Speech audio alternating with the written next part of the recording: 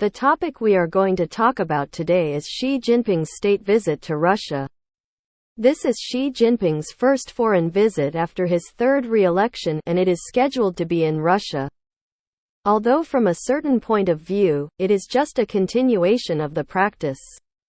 After taking office for a new term, the general chairman of the Communist Party of China will set Russia as the first choice for foreign visits. However, the Ukrainian-Russian war has lasted for a year, and Western countries are almost overwhelmingly supporting Uzbekistan against Russia. Xi Jinping visited Russia and met with Putin, a wanted criminal of the International Criminal Court, as the beginning of his showing his prestige on the international stage for the next 5 years. There are still many details worth pondering. According to the CCP's propaganda, Xi Jinping's trip is a journey of friendship, cooperation, and most importantly, a journey of peace. Under the guise of being a peace envoy, what are Xi Jinping's real goals? Will there be some changes in the Russia-Ukraine battlefield after the Xi meeting? For Putin, he will definitely regard Xi Jinping's visit as an opportunity. In addition to issuing models supported by the CCP to the outside world, it will also truly deepen the bond between the CCP and itself. So, under the circumstances that Xi Jinping is visiting in the name of peace, will Putin sell his favor, satisfy Xi Jinping's peace ambassador's face, and make some so-called concessions or compromises? Let's talk about these issues today. Xi Jinping's goals are nothing more than two types: economic goals and political ones. Of course, the economic goals are to continue to practice unlimited cooperation. The Kremlin said in a statement that Xi Jinping will sign two important documents during his visit to Russia. One of them is the plan to develop key areas of Sino-Russian economic cooperation until 2030. The other one is about the two declarations of entering a new era. Economic cooperation is a hit it off deal for either China or Russia. The CCP covets Russia's energy and covets its market. When Western companies are fully withdrawing, leaving a large number of blank markets, with the style of the CCP, it would be strange if it didn't rush in and replace them. As for Russia, which is isolated by the West, economic and trade exchanges with the CCP can make Putin's war against Ukraine last longer and gain a greater, so-called, chance of winning. So no matter when, the economic purpose is the red string that binds Xi Jinping and Putin, especially when China's domestic economy is dying. A friend from mainland China told me before that it seems that the CCP officially organized Wenzhou businessmen to go to Russia to do business in batches, and also called on a large number of young people to work in Russia. Therefore, for the CCP, this is killing three birds with one stone plan. It not only seized a new market, opened up a huge fresh leek garden waiting to be cut, but also solved a thorny problem of the domestic economy, the employment problem of young people, and added chips to its own political game.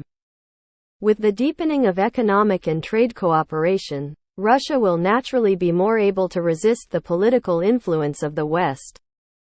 It is precisely because of such economic and trade cooperation that it has led to an economic phenomenon that has surprised the outside world. That is, under the situation that the West has united and imposed unprecedented severe economic sanctions on Russia for a year, Russia's economy has not been hurt too much. On the contrary, it is much better than the outside world expected.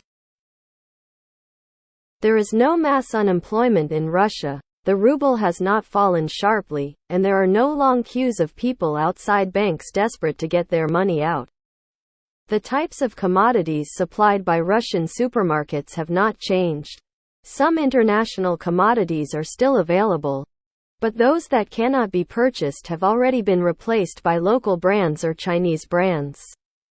Zarov, a Russian TV station employee, said that from an economic point of view, nothing has changed. I still shop and work as usual. Maybe the prices have increased a little, but basically it will not attract people's attention.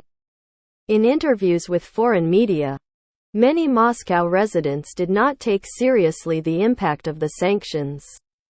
A retired old man said that the sanctions did not affect me at all. I think we can overcome all difficulties. Another middle-aged man said, the only change is that the clothing brand has changed. He believes that Russia should develop its own production line and cannot rely on imported products. He said we've been through worse times in our history and we've gotten through it. In other words, this is nothing. These remarks, I have to say, are surprising. This is far from the prediction that after the outbreak of the war, Russia's economic output would plummet by 11% to 15%. In fact, according to official statistics, Russia's economy shrank by only 2.1% last year, according to the International Monetary Fund. It is also predicted that Russia's economy will grow by about 0.3% in 2023 this year. Although this 0.3% is not a beautiful figure, it is far from the catastrophic figure predicted by the outside world. So the reality is always so unexpected. A big reason why Russia can withstand the joint sanctions of the West is that energy prices soared last year. Last year, Russia's fossil energy export revenue reached a record $325 billion, of which the CCP contributed more than $65 billion, accounting for 20%. And because of the sanctions, Russia can import a lot less goods from outside, which also made Russia's trade surplus hit a record high. The large surplus allowed the ruble to be quickly boosted after a brief collapse at the beginning of the war. The most important thing is that a large amount of cash allows Putin to pay for the army. In fact, when Russia was sanctioned for its annexation of Crimea in 2014, the Kremlin had already begun to take measures to prevent Russia from being seriously harmed by sanctions in the future. Since then, companies have scoured the country for parts and paved the way for food, and the government has hoarded cash from oil and gas sales. Half of which is due to the invasion of Ukraine was frozen because it was stored in banks overseas. Then I guess Xi Jinping will want to learn from Putin, how did he overcome the Western sanctions? After all, Xi Jinping has ordered that China's history and economics circles study how to deal with the economic isolation under international sanctions after the invasion of Taiwan. The economic environment of Russia makes me feel that the Ukrainian-Russian war still has to be fought. I analyze the three situations to end the war. First, one side wins the war with an absolutely superior military force. In this case, the current battlefield situation, it is not obvious yet. Although the United States and Germany have provided Ukraine with main battle tanks, it seems that it will take a while for the effect to show. However, an objective reality is that as the Ukrainian-Russian war drags on, Western military support may continuously highlight Ukraine's military advantages. While Russia cannot obtain military support from the CCP, Russia will definitely get weaker and weaker, so this possibility will increase with the passage of time. The second possibility is a temporary ceasefire agreement. This possibility may be one of the goals Xi Jinping hopes to achieve this visit. But whether it can be implemented, maybe Putin will consider giving Xi Jinping a face, and falsely temporarily cease fire. But in fact, the United States has already pointed out this possibility. White House spokesman Kirby said that if someone calls for a ceasefire after the Xi-Pup meeting, that is unacceptable. Because this means that Russia's occupation of Ukrainian territory has been confirmed so far, and Moscow has been given time to make corrections to launch a new offensive. For Ukraine, this is unacceptable. Zelensky has been insisting on his set of peace plans, which is to take back all the territories occupied by Russia, including eastern Ukraine and Crimea.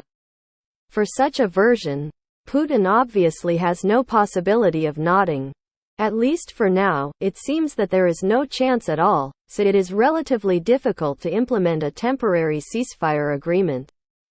The third is a political solution. How to go to a political solution? What is the political solution? This brings us to the political purpose of Xi Jinping's visit to Russia this time. Xi Jinping's political purpose has two levels. One is the external one, which is shown to the world, the fake mask, and the real political purpose inside, which is hidden from the outside world. From these two levels, the political purpose shown to the outside world is, of course, the diplomatic image of a leader of a big country who cares about a community with a shared future for mankind, working hard for the cause of world peace. Today, the CCP's tricks can no longer deceive many people. But while we are self-satisfied and saw through his ugly face, I'm afraid he doesn't bother to care about whether his tricks are seen through by us or by Western countries such as the United States, because he has something he wants to deceive. Like, who is it? It consists of two parts. The first category is revealed in his 12-point peace plan, that is, those European countries and Third World countries that are not yet clear. Article 10 of Xi Jinping's peace plan is to stop unilateral sanctions. The CCP said that imposing sanctions alone and exerting extreme pressure not only cannot solve the problem, but will create new problems. Relevant countries should stop abusing unilateral sanctions and long-arm jurisdiction against other countries. Play a role in cooling the crisis in Ukraine and create conditions for developing countries to develop their economies and improve people's livelihood. Obviously, the CCP is trying to win over developing countries by muddying the waters and targeting the US and the Western camp. The implication of this sentence is that the West is providing weapons to Ukraine and implementing long-arm jurisdiction to keep the war going on, instead of cooling down the Ukraine-Russia crisis. It is creating new problems. What's the problem? The continuation of the war between the two countries has resulted in reduced food production and soaring energy prices. Aren't they all problems? Who pays? Are you developing countries paying the bill? Your economy is not doing well, food is in short supply. Who caused these real pains? It is caused by the United States' extreme pressure and long-arm jurisdiction. In other words, Russia should be allowed to quickly annex Ukraine. Then these problems will disappear. You see, this is the logic of the CCP. Although we all know that peace is just a mask, but there are still some countries that will be deceived by such a deception that reverses black and white. And these countries, on the Ukrainian-Russian issue and other key issues, will often behave in line with the CCP's position, and this is exactly what China needs. The United States can't be fooled. There are always people who can be fooled. As long as someone can be fooled, it will have an extra bargaining chip. It's like a poison pill with a beautiful sugar coating. Because it is found out to be a poison pill, will it feel embarrassed not to be poisonous? No, poison is his essence, and people can only avoid it to prevent being poisoned. Once someone tasted it by chance because of the attractiveness of the beautiful icing, then there is only one ending. Because it's not less toxic. It's not going to be less toxic just because people know it's a poison pill, is it? So the CCP has the groups that it wants to deceive. This is part of it, and the other part is more important. That is, the Chinese. From the perspective of power, the existence of authoritarian centralization is reflected in the structure of power. A small number of people hold most of the power, while the majority of people who do not hold power cannot change the structure of power, so it cannot cause the demise and change of power. So as long as the people in China are still brainwashed by the CCP's propaganda on a large scale, including idolizing Putin and supporting Russia's invasion, then the CCP can continue to use the justice of war to tell stories. Even if he is not afraid of sanctions to go to military aid to Russia in the future, he can still have this narrative logic help him to a great extent to stabilize the domestic situation. The previous Korean War was a very similar case. Many Chinese people's understanding of the concept of the Korean War is what the CCP educated. It was the U.S. imperialism that used its puppet Syngman Rhee in South Korea under the banner of the United Nations. They violated the armistice agreement, forcibly crossed the 38th parallel, and suddenly attacked the Democratic Republic of Korea, trying to use force to occupy North Korea and realize its ambition to dominate the world. Such viciousness made the Chinese People's Volunteers really look down on it. Therefore, in order to protect North Korea from being invaded, the volunteers bravely crossed the Yalu River, fought side by side with the Korean People's Army, defeated the wolf ambition of the United States, and drove the U.S. Army back. The 38th parallel restored peace on the Korean peninsula. Under the education of the CCP sent troops in the Korean War. It was entirely to help North Korea defend its home and country and safeguard the security of the socialist camp. It has the nature of war justice. For this just war, the Communist Army has also made great sacrifices and sacrificed the lives of hundreds of thousands of outstanding Chinese sons and daughters. But we have faithfully fulfilled our internationalist obligations in the end, so we must never forget the great achievements of those loveliest people. Every year there is a grand commemoration of the days when the volunteers went to North Korea to participate in the war, remembering the martyrs and inspiring future generations. This is the version of the CCP. But what is the actual situation?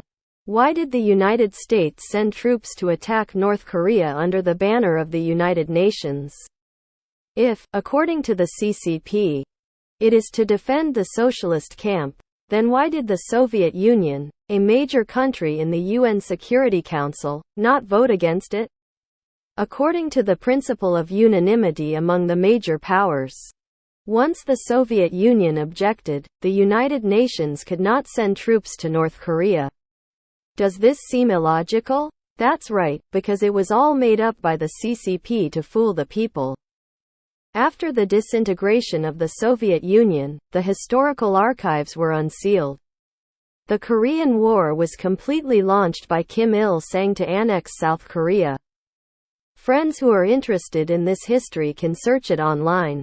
Therefore, the CCP's peace mask will continue to be worn, and this is its superficial political purpose. The real political purpose hidden in it is that Xi Jinping does not want to see the strength of Russia and Putin weakened by the war. And he also has the delusion of challenging the world order and becoming a rule maker. Just like in Orwell's novel, 1984, the real responsibility of that important department in Oceania, the Ministry of Peace, is to wage war. When the strength is inferior to others, the best strategy is to declare that you love peace. When intending to start a war, the best cover is to hold up an olive branch. Xi Jinping made a high-profile visit to Russia amidst the controversy. What contribution can he make to change the war between Russia and Ukraine? The three possibilities we mentioned earlier, the last one is a political solution? How about a political solution? It seems that there is no solution. In the end, Xi Jinping, holding the banner of peace, can do nothing. Everything is for the CCP's own agenda. Russia has changed from the original big brother to the little brother who is a vassal of the CCP. Alright, let's stop here today. Thank you friends for watching. If you like our show, don't forget to give me a thumbs up. New friends are welcome to subscribe to our channel. See you in the next show.